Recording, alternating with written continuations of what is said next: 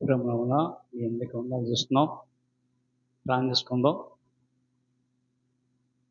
కృప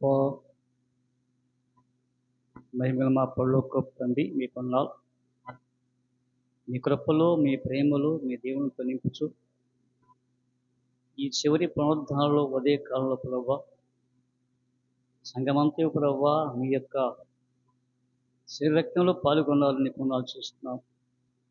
ప్రత్యేకంగా వాక్య పరీక్ష అందించుగా తండ్రి, మీ వాక్యము నాతో మాతో మాట్లాడించమని యేసు క్రీస్తున్నాం ప్రార్థిస్తున్నాం తండ్రి. పెద్దవాళ్ళు నేర్చుకుందాం.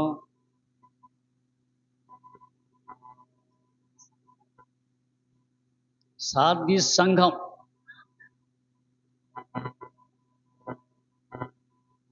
సార్దీ సంఘాన్ని చూపిస్తూ ఎక్కడ ఏంటి దేవుడి యొక్క ఆత్మ ఎప్పుడు వచ్చిందట, సూర్యదేశం గురించి 4 వావులు పట్టుకున్నాయట. ఏంటి గాలి వీల్చకుండా వేసింది, అడ్లగించింది. ఎవరో దేని మీద? చెట్టు కానీ, సముద్రం మీద కానీ, భూమి మీద కానీ. దేవుడి అందుకో అక్కడ దేవత సూర్యోదయ దేవత దేవుని ముద్ర గల వేరే దూత వచ్చి అగో దేవుని ముద్ర ముద్రించే వరకు చెట్టుకు కానీ ఏ సముద్రానికి కానీ భూమి మీద చూడండి. ఏం చూసుకున్నావు మరి? దాంట్లో నీవు రక్తంలో కడగబడ్డావా? మలిన వస్త్రం తీసేసాడా దేవుడు? ఈ రోజున చూద్దాం ఒకసారి. 2 సాక్షులు, కొంతమంది 2 సాక్షులు ఎవరు చేర్చుకుందాం. ప్రాణ గ్రంథం 11వ అధ్యాయం నుంచి. మరియు ఒకడు చేతికర్ర వంటి కొలకర్ర నాకు ఇచ్చి, నీవు లేచి దేవుని ఆలయమును బలిపీఠమును కొలత వేసి ఆలయములో పూజించేవారిని లెక్కపెట్టాలండి. మరియు ఒకడు నాతో, ఎవరు? ఈయనెవరు? ఆయన ఎవరు? మరియు ఒకడు నాతో అది చేతికర్ర వంటి కొలకలు తీసుకొని, ఎవరైనా చెప్పింది ఎవరు? చెప్పాడు ఏమండి? చెప్పింది ఎవరు? మరియు ఆయన మరియు ఆయన చేతికర్ర తీసుకొని, అంటే చేతికర్ర కొలకర్ర అంటుంది మెజర్మెంట్, కొలత. దేవుడట నిన్నను కొలతకు వస్తున్నాడు. కొలత అంటే లెక్క అన్నమాట. కొలత అంటే కొలత కొలుస్తున్నాడు. ఎలాంటి కొలత? దేన్ని కొలిచేది? ముందు ఆలయమును, ముందు ఆలయములో బలిపీఠము. అంటే ఏమో ఇక్కడ ఆలయం ఉంది, బలిపీఠం ఉంది. ముందు బలిపీఠం. ఎందుకు బలిపీఠం? ఈ బలిపీఠంలో పాపాలన్నీ ఒప్పుకొని అక్కడ కాల్చబడాలా. కాబట్టి ఇదిగో యోహాను గారు, నువ్వు చూడయ్యా, దేని ఆత్మవశుడైన యోహాను గారు చెప్తున్నాడు దేవుడు. ఇదిగో చూడు యోహాను, ఇదిగో చేతికర్ర తీసుకో, ఇది కొలకర్ర, కొలత కొలువు. దేన్ని? ఆలయమును కొలువు. రెండవది ఆ యొక్క బలిపీఠమును కొలిచి అందులో పూజించేవారిని లెక్క పెట్టుము. ఎవరిని పూజించేవారు ఏంటుంది? ఆరాధించేవారు. మరి ఆరాధిస్తున్నామా? ఇప్పుడు దాకా ఆరాధించాం. ఏంటి ఆరాధన? బల్ల ఆరాధన అంటే బల్లా ప్లస్ బల్లారాధన. ఆరాధనకు పాత్రలు అవునము. కాబట్టి ఇక్కడ అదిగో బలిపీఠము, ముందు ఆలయమును బలిపీఠమును పాల్చేసి అక్కడ నుంచి ఇదిగో ఆలయంలో పూజిస్తున్నారే అంటే ప్రార్థన చేస్తున్నారే వాళ్ళండి వాళ్ళట మౌనంగా ఉన్నారు. ప్రభా ప్రభా అని పిలుస్తున్నారు, లెక్క పెట్టము అంటే ఆ లెక్క అనేది చాలా ప్రాముఖ్యం. అందుకని లెక్కలు అనేది చాలా ప్రాముఖ్యం. అది వాళ్ళు లెక్క పెట్టు, ఎందుకని లెక్క పెట్టినది ఏముందట సమ్మ ఆలయం వెళ్ళుపట. కాబట్టి ఎక్కడ కొలతయొద్దు, ఆలయం వెలుపల ప్రహారం ఉందే, ఆవరణం అంటుంది. ఎవరు రావచ్చు ఆవరణలో అటు ఇటు తిరగచ్చు, అంటే బయట ఎవరు దిగొచ్చు, దొంగలాడను కుదరదు. ఆవరణమును కొలతయొద్దు. అది ఎవరికి ఇచ్చారట? అన్ని జనులకు. అంటే దేవుని ఎరగని వారు రావచ్చు అక్కడికి. కాబట్టి దేవుని ఆలయం బయట ఉంది, ఆవరణం ఉంది, కొలవద్దు. కొలత వేయకూడదు. అది అన్యులకి ఇవ్వబడను. ఎవరు ఈ అన్యులంట? 42 నెలలు అంటే 1240 రోజులు. 42 నెలలు అంది 1240 రోజులట ఆ యొక్క దేవుని కాళ్ళను తొక్కుతారట. ఎందుకని అంటే ఈ యొక్క దేవాలయం నుండి పాడు చేస్తారు వాళ్ళు. పరిశుద్ధ స్థలానికి వెళ్ళి ఆ స్థలంలో ఉన్న అందరినీ ఎలగొట్టి అంటే అక్కడ స్తుతులు చేస్తారు. కాబట్టి అందుకనే దేవుడు చెప్పారు లేఖనంలో. అందుకనే లూకా సువార్త 20వ అధ్యాయంలో 24 వచ్చి చెప్తున్నాడు. అక్కడ లోక చెప్తున్నాడు. చెప్పేది ఎవరు? ప్రభువు యేసుకు చెప్తున్నాడు. ఒలీవ కొండ మీద కూర్చొని శిలువకు చూపించి ఇక్కడ 20వ అధ్యాయము అని మత్తయి 4వ అధ్యాయము, లూకా సువార్త 20వ అధ్యాయము, మార్కు సువార్త 13వ అధ్యాయము, ఈ 3 అధ్యాయాలు చూపిస్తున్నాడు ఆయన రాకడ. కానీ ఏం చెప్తున్నాడు ఇక్కడ? ఆన్సరమ్మ 24, లూకా 21:24. చెరపట్టమన్న వారిని అంటే చెరపట్టమని అనగే మనందరం చెరకి వెళ్ళాం. ఏ చెర? బబులోను చెర. చెరంటుంది అపోది తీసుకెళ్ళిపోయింది ప్రతివారిని. రా నాదిలోకి రా, రా అంటే ఈ చెరపట్టబడిన వారంట. అంటే వాళ్ళు ఏం చేస్తారు? పోవుదురు. అన్యజనుల కాలము సంపూర్ణ వరకు యెరూషలేము అంటే అన్యజనుల చేత ఏదండి? యెరూషలేము అంటే ఉంది మన హృదయమే. యెరూషలేము అంటే యూదావారు, యెరూషలేము వారు అంటే అదే ఇశ్రాయేలు వారు అంటే 10 గోత్రాలు. కాబట్టి అన్యజనులు తొక్కబడుతుందట. ఎప్పుడైతే ఇలా తొక్కబడుతుందో చూశాడు దేవుడు. చూచి అప్పుడు చెప్తాం. మూడవ వచనం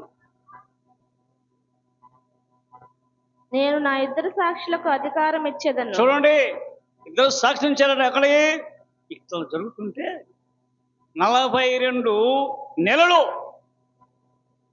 అంటే 1260 రోజులు చేస్తుంటే తిరువట ఏం చేయాలా? సువార్త చెప్పడానికి ప్రయత్నించినట. సువార్త చెప్పడానికి వెళ్తున్నారు ఒక ఇద్దరు మనుషులు. ఆ యొక్క ఇద్దరు మనుషులు అనే వాళ్ళే దేవుని యొక్క దాసులు.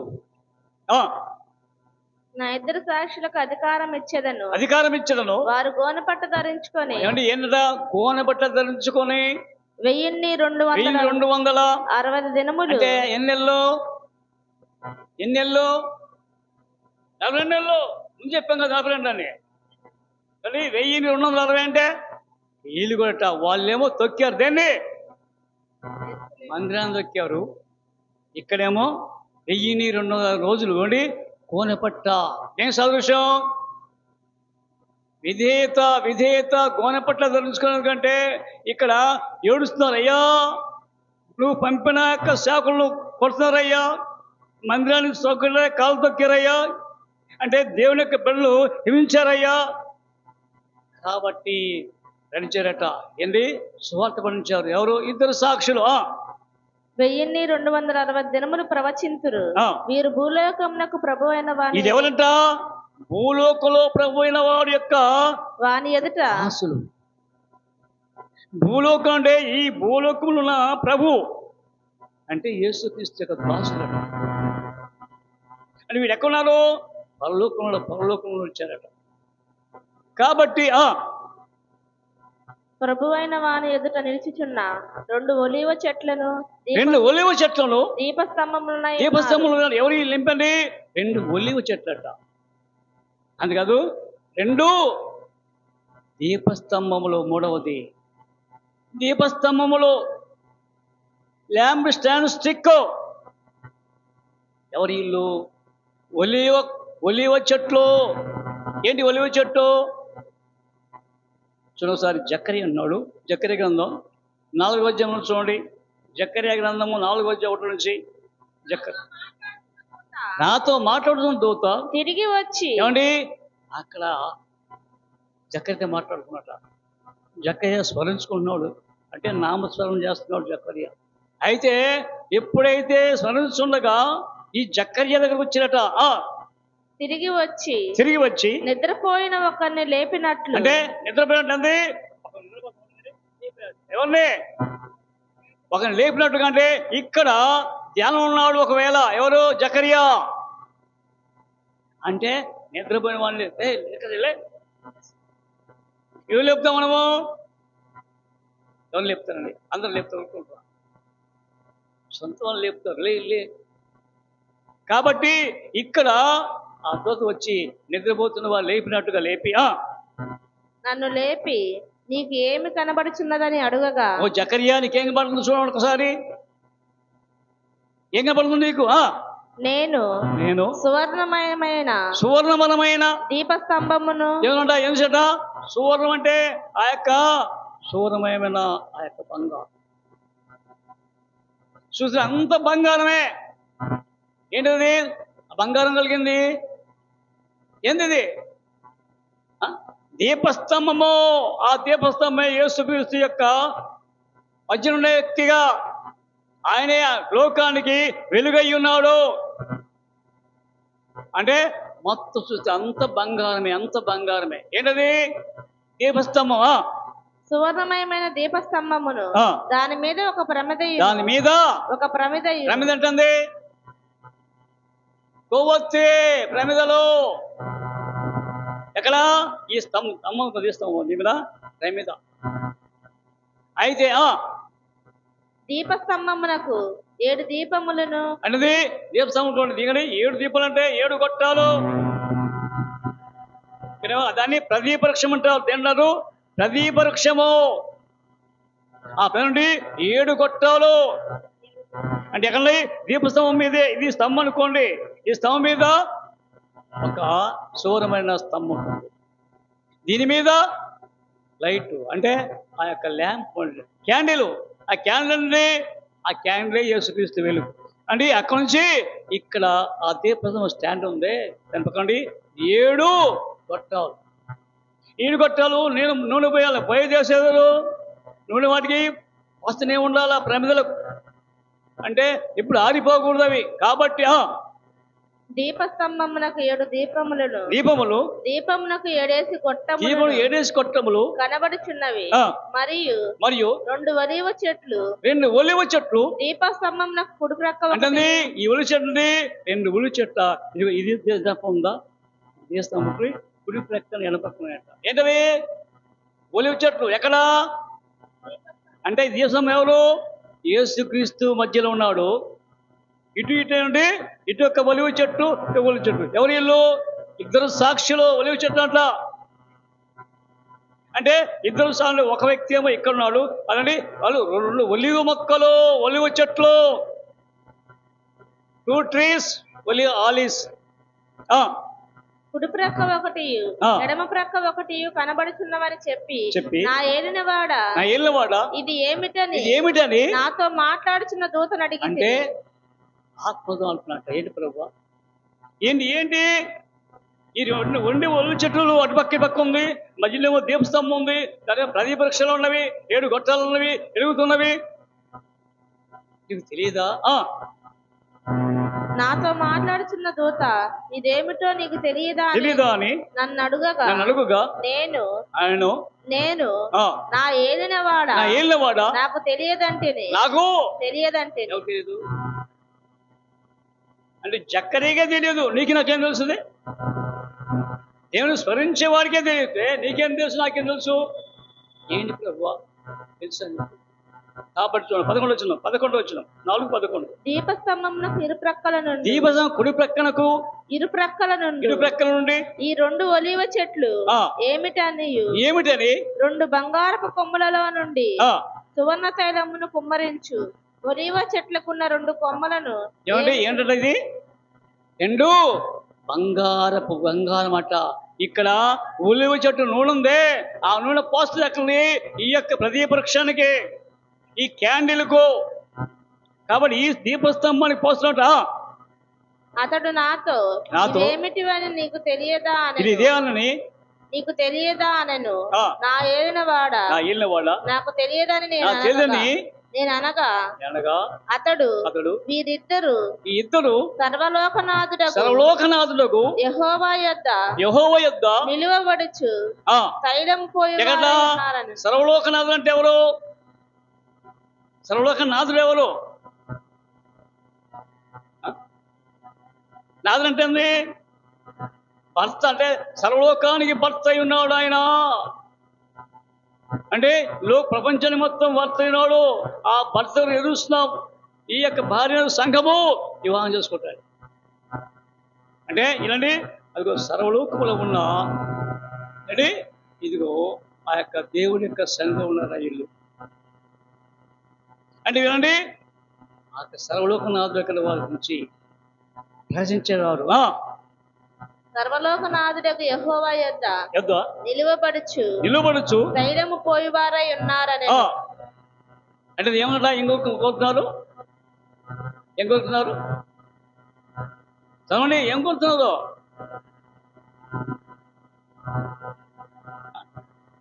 అభిషేకము ఎనాయింట్. అది వాళ్ళు చేసే పని. ఎవరు ఇక్కడ ఏం చేస్తున్నారు మరి? 4వ వచనంలో ప్రకటన గ్రంథము ఏంటి 4వ వచనం ఉంది. 11:4 మీరు భూలోకమునకు ప్రభువైన వాని ఎదుట నిలిచిచున్న 2 ఒలీవ చెట్లను. అంటే ఏంటి ఒలీవ చెట్లు? అంటే నూనె మోస్తారు. నూనె అంటే నశించిపోయే వారికి ఇంకా లైట్ అప్ వెలుగు. నేను వెలిగించాలని ఈ రోజు కూడా వాక్యం అంటే వెలిగిస్తుంది, కానీ మనమే ఆరిపోతున్నాం. ఎప్పుడైతే 42 నెలలు అంటే 1200 రోజులు సువార్త ప్రకటించారట. చాలా మంది అడ్డు వచ్చారట. ఏం చేశారు వాళ్ళని? ఎవడైనను వారికి హాని చేయను ఉద్దేశించిన ఎడల వారి నోట నుండి హాని అంటే చంపడానికి వచ్చారనుకోండి. ఎవడైనా అంటే ఎప్పుడైతే హాని చేస్తే ఏముందట? వారి నోటి నుండి అగ్ని. ఇప్పుడు ఏలియాను ఆపద వచ్చిందట. చంపడానికి వచ్చారు. ఎవరెవరో తెలుసా? ఏలియాను చంపడానికి వచ్చారు 50 మంది. చూసా తెలీదా? ఏలియాను చంపడానికి వచ్చారు 50 మంది. ఓ ఏలియా దిగరా అంటే ఇదిగో మా రాజు రమ్మంటాడు. ఒకసారి 2వ రాజులు 1 వచ్చాం 11 వచ్చినాం. 2వ రాజులు 1:11. మరలా రాజు 50 మంది మీద అధిపతి అయిన మరి ఒకరిని వారి 50 మందితో కూడా పంపగా వీడు వచ్చి దైవజనుడా త్వరగా దిగిరమ్మని రాజు ఆజ్ఞాపించున్నాడు. అంటే ఇక్కడ రాజు నమ్ముకున్నాడు. ఎవరు? 50 మంది రాజు నమ్ముకున్నాడు. కానీ ఏలియా దేవుడు నమ్ముకోడు. కానీ 50 మంది నమ్ముకోడు. ఎవరిని? అందుకనే రాజులను నమ్ముట కంటే నీదు శరణం అంటే రాజు నమ్ముకోండి పాత్ర. కాబట్టి మరి రాజు దిగమన్నాడు.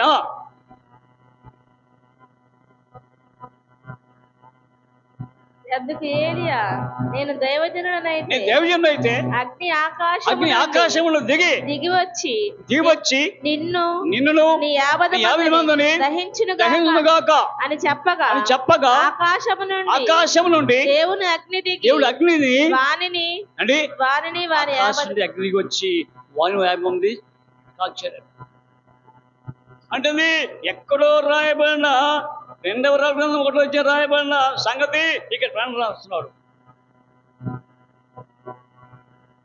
అగ్ని అని ఆంచనంటే అగ్ని నోటి నుంచి వచ్చి అనేది వాళ్ళందరినీ కాల్చేస్తున్నట్ట.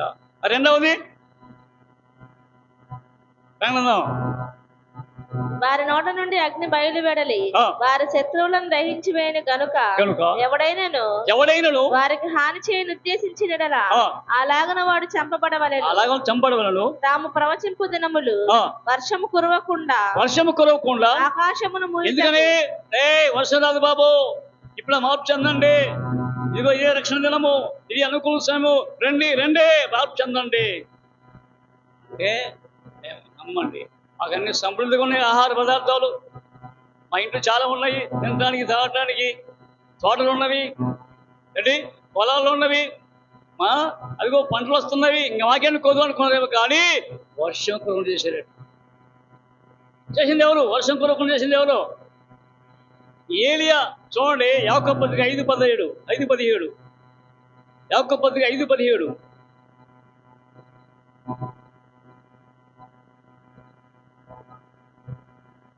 5:17 ఏలియా మన వంటి శోభం గలవాడే, మనుషుడే వర్షింపకున్నట్లు అతడు ఆసక్తి అంట. ఏం ప్రార్థన? మనకు ఆసక్తి ఉందా? ఆసక్తి ఉందండి. ఏదైనా జరుగుతుంది ఇస్తున్నారంటే ఆడికి ఆసక్తి. అమ్మో ముందుగా 7 గంటలకే ముందు 5 గంటలకు వెళ్ళిపోతాం. ఎందుకని? అది ఆసక్తి. మరి ఏది అంట ఆసక్తి ప్రార్థన చేయగా 3-4 సంవత్సరములు భూమి మీద వర్షింపలేదు అంటే వర్షం అంటే కరువు వచ్చిందట. ఎప్పుడైతే ఈ యొక్క ఇద్దరు సాక్షులట ఎప్పుడైతే స్వర్పడిస్తున్నారో అంటే ఆటంకపరచుకోవాలి, అగ్ని వచ్చింది. అతమంది వర్షం కురవ చేశాడు. మూడవది, వర్షము కురవకుండా ఆకాశమును ముయ్యటకు వారికి అధికారం కలదు, మరియు వారికి ఇష్టమైనప్పుడల్లా నీళ్లు రక్తముగా చేయటం. వారికి ఇష్టం వచ్చినప్పుడు ఎప్పుడైతే ఫరో రాజు మోషే కుదరదు ఇచ్చాడు, ఆ యొక్క ఏట్లందరినీ రక్తము నీళ్లు మారిపోయినవే. మోషే మీ దేవుడు గొప్పవాడయ్యా, మేము తాగలేకపోతున్నాం, కానీ ఓషన్ ప్రాంతం మాత్రం నీళ్లు సమృద్ధిగా ఉన్నాయి, అక్కడ ఎలాంటి మార్పు లేదు. అన్ని సముద్రాలన్నీ, కాలువలన్నీ, నదులన్నీ అన్ని రక్తమే. మరి ఇల్లు బావులలో బావులు ఆ యొక్క గోశాలలోనే ఇశ్రాయేలు ప్రజలు వాళ్ళ బావులలో లేవు, నీళ్ళే మంచి నీళ్ళే. కాబట్టి తెగులు వస్తవి. తెగులు ఎవరు? అందుకని ఆ యొక్క లెక్కమకరణ పదజీవం చదివితే చాలు. తెగుళ్ళు వలగంలో 10 తెగులు ఉన్నవి. కాబట్టి ఆలోచన చేయండి, మనకు కూడా తెగులు రాబోతుంది రోగం. జాగ్రత్తగా ఉండాలి. కాబట్టి ఇప్పుడైనా ఆయన సన్నిధిలో మనము మన జీవితం చక్కబెట్టుకుందాం. సమ్మ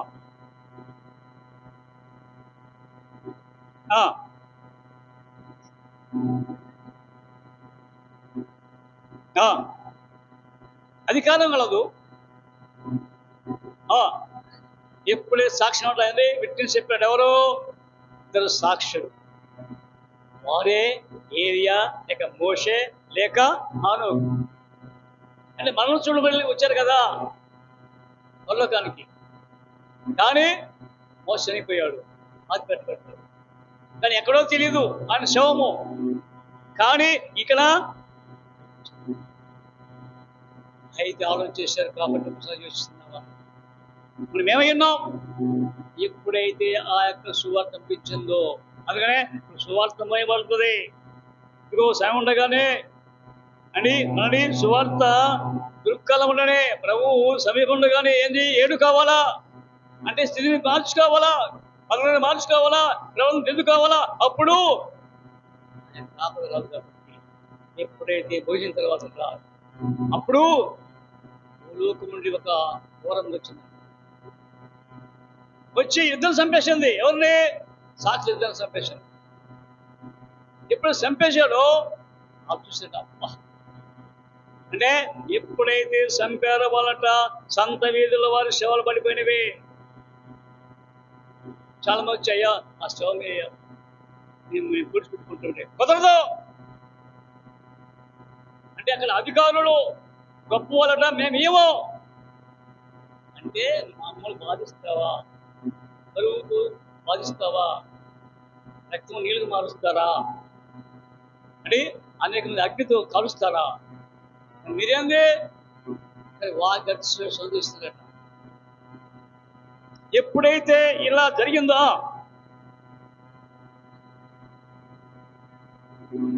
నుండి వచ్చి క్రూర మృగము వారితో యుద్ధము చేసి జయించి వారిని చంపును. వారి శవములు ఆ మహాపట్నపు సంత వీధిలో పడి ఉండును. వారికి ఉపమాన రూపముగా సొదొమ అనియు ఐగుప్తు అనియు పేరు. ఏమంటా సొదొమ అంటే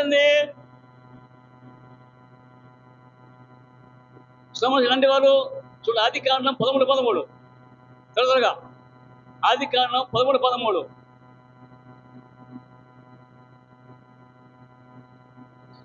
సుధమ మనుషులు అంటే దుష్టులు దుర్మార్గులట. ఎవరు? పాపులు. అందుకనే అబ్రహాముతో చెప్తారు దేవుడు, అయ్యా అబ్రహాము ఇదిగో వారు పాపం ఉంటే ఆకాశం ఉంటుంది అయ్యా అన్నప్పుడు ప్రభువా ఒకవేళ అక్కడ నీతి మంత్రులు రక్షించవా. చూడండి 18 చూడండి, ఆది కాండం 18:20.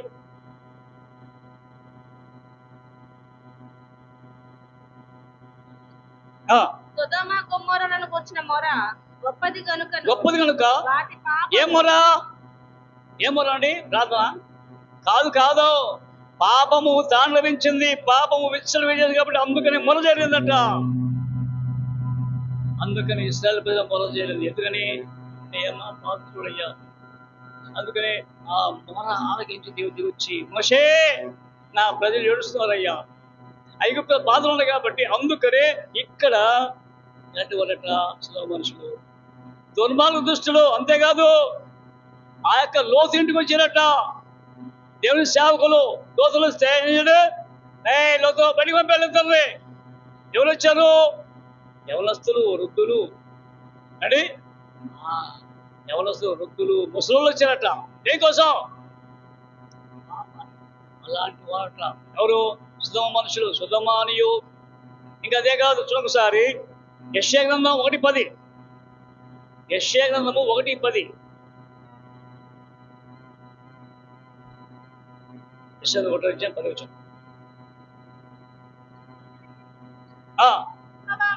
అయ్యా అంటే సుధమకి ఎవరున్నారు? న్యాయాధిపతులు ఉన్నారు. ఎవరికి? పాపానికి కూడా న్యాయాధిపతులు ఉన్నారు. పాపం చేసేవాళ్ళు కూడా అధిపతి. ఎవరికి? ఓ సుధమ మనుషులు న్యాయాధిపతులారా, యెహోవా ఆలకించుడి, గొమొర్రా మనుషులారా. అయ్యా ఇప్పుడైనా ఉపదేశం అంటే ఇప్పుడు ఒకటి సుధమ గొమొర్రాగా ఉన్నామా అని ఉపదేశం ఇప్పుడు నిన్ననే మనకు. ఆనాడు అక్కడ కాదు, ఈనాడు ఇక్కడ చెప్తున్నాడు. ఉపదేశం ఆలకించండి, ఆయనకు ఉపదేశం, ఆయన సందేశాన్ని, ఆయన వాక్యం వినండి. వచ్చి కూర్చోలిపోవడం కదా. ఆనాడు సుధమ మనుషులతో మాట్లాడిన ఈనాడు నీతున్నతో మాట్లాడు. సుధమ మనుషులారా ఇప్పుడు ఆయన ఉపదేశం అంగీకరించండి. అంతేకాదు చూడండి 3:9 చూడండి, యెషయా 3:9. వారి ముఖ లక్షణమే వారి మీద సాక్ష్యం ఇచ్చును. అంటే వాళ్ళ ముఖం అంటే ఆ సాక్షి చెప్తాడు. చచ్చిపోతుంది పాపం చేసిన వాడు ఎవరి ముఖం. ఎందుకని? రహస్య బాబాల ముఖములో పట్టబడితే ఎవరి ముఖంలో? వెలుగులో వెలుగులో నేను బాగా కుదరదు. ఆ యొక్క దేవుడికి ముఖం నుండి కాబట్టి ఆలోచించండి. ఇది సుధమ మనుషుడు. మరి ఐగుప్తు ఏంటి? ఐగుప్తు అంటే చూడు ఒకసారి హెజ్కేలు గ్రంథం 23వ అధ్యాయంలో ఇక్కడ అక్క చెల్లెలు ఉంటాం. ఏమండి? హెజ్కేలు గ్రంథంలో 23వ అధ్యాయంలో ఇక్కడ అక్క చెల్లెలు ఉంటాం. ఒహాలా, ఒహలీబా ఇద్దరు ఉంటారు, అక్క చెల్లెళ్ళే. అంటే అంటే ఒహలీబా అంటే ఏంది? అదిగో సోమరావణం. ఒహలీబాబా అంటే అదిగో యెరూషలేము దేవాలయం, యెరూషలేము. కానీ ఇద్దరు చనిపోయారు. అందుకనే ఐగుప్తట చూడొకసారి 23వ అధ్యాయం 8వ వచనం, 23:8 హెజ్కేలు. ఎవరిని? ఐగుప్తులో ఉంది జారత్వం. అందుకనే అని పారిపోయాడు యోసేపు. ఎందుకని? ఏముంది ఐగుప్తులో?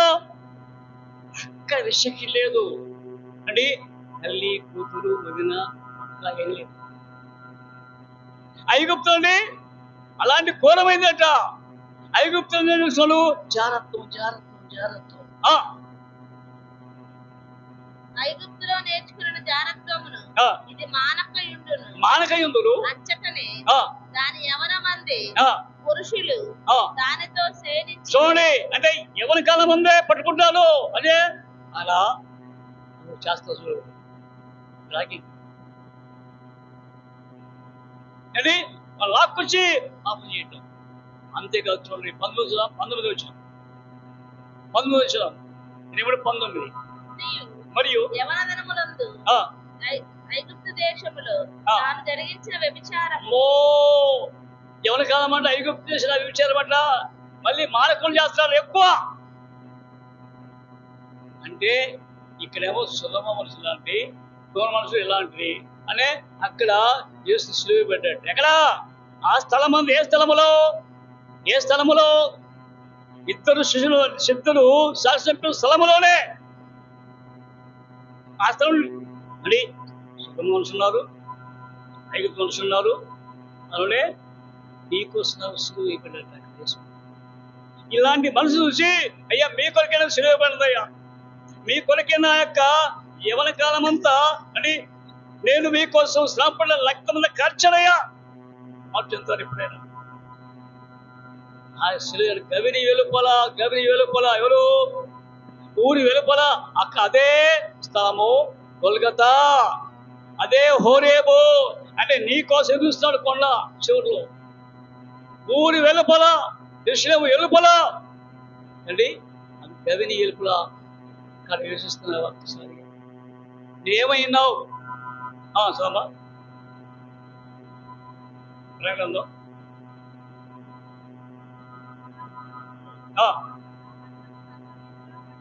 శవలట మా పని సంత వీధిలో, అంటే మార్కెట్ ప్లేస్. అంటే వచ్చే వాళ్ళు చూస్తారట. ఏంటి అంటే వాళ్ళు వచ్చిన వాళ్ళు చూస్తారు. ఏంటి శవాలు? వీళ్ళంటే దుర్మార్గులు అయ్యా.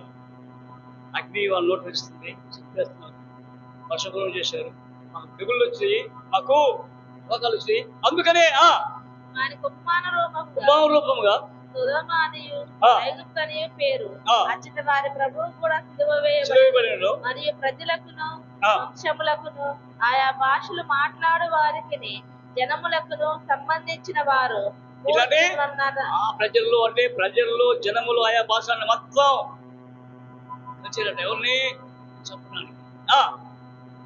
జనములకును సంబంధించిన వారు 3 దినములున్నర వారి శవములను చూచుచు వారి శవములను సమాధిలో పెట్టని. చూస్తాడు 3 దినాలు శవాలు ఎక్కడ ఉన్నాయి? శవం మొన్న రోజుకి ఎట్లా శవాలు ఎట్లున్నాయి? 3 రోజులకు ఎట్లున్నాయి శవము? బజార్లు ఉంటే దుర్వాసన అని వాసన కానీ వాళ్ళు వాసనైనా కట్టుకుంటారు కానీ అరవై తీసాను అట్లా. అందుకని కట్నాలు పుచ్చుకుంటారు. ఎవరు? వీళ్ళకి తింటే ఉండాలి. ఈ ఇద్దరు ప్రవక్తలు భూనివాసులను బాధించినందున భూనివాసులు వారి కత్తి సంతోషించుచు ఉత్సహించుచు ఒకరికొకడు కట్నములు పంపుకొందురు. అయితే ఆ 3 దినములైన తర్వాత దేవుని యొద్ద నుండి జీవాత్మ వచ్చి, చూడండి, ఎప్పుడైతే శవాలు పడిన 3 రోజులు కానీ దేవుడు కలుపు కలగటానికి ఆ ప్రజలకు దేవుడి యొక్క జీవాత్మ వచ్చిందంట. ఎప్పుడు జీవాత్మ వీరి యొక్క హృదయంలోకి వచ్చిందో, ఆత్మలోకి వచ్చిందో బ్రతికారు. అవి చేతి ఊని నిలబడాలట. భయం కలిగింది. ఎందుకని ఎలా వచ్చిన జీవము? అయితే ఆలోచించాడు ఒకసారిగా. మనకి జీవం ఎట్టొచ్చింది? మనిషి ఎట్లా బతికాడు? 2:7 చూడండి. ఆదికాండం 2:7. ఆదికాండం 2:7.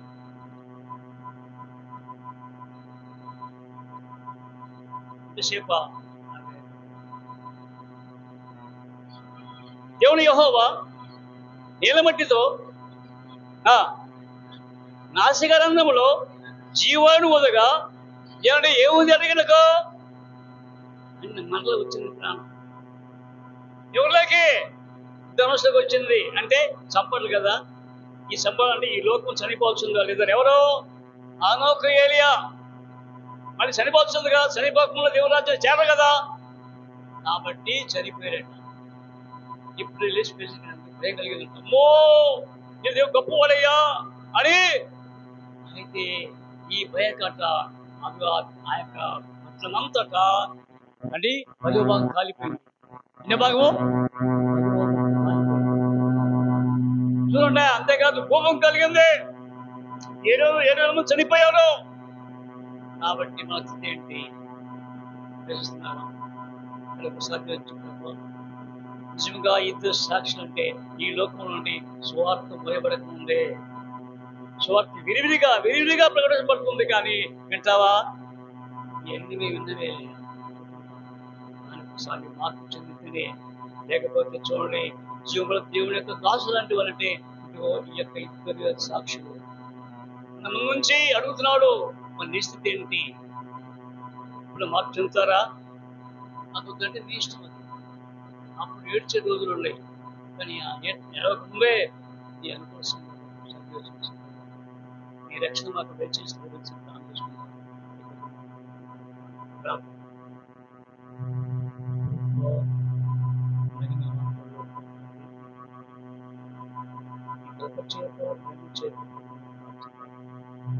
సువార్త ప్రభావ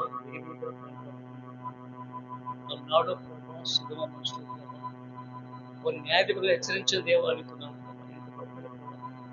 ఆ యొక్క సుగమ మనుషులకు తండ్రి ఈ యొక్క సువార్త ఉపదేశించావు ప్రభావ, కానీ వారి జీవించలేదు ప్రభావ.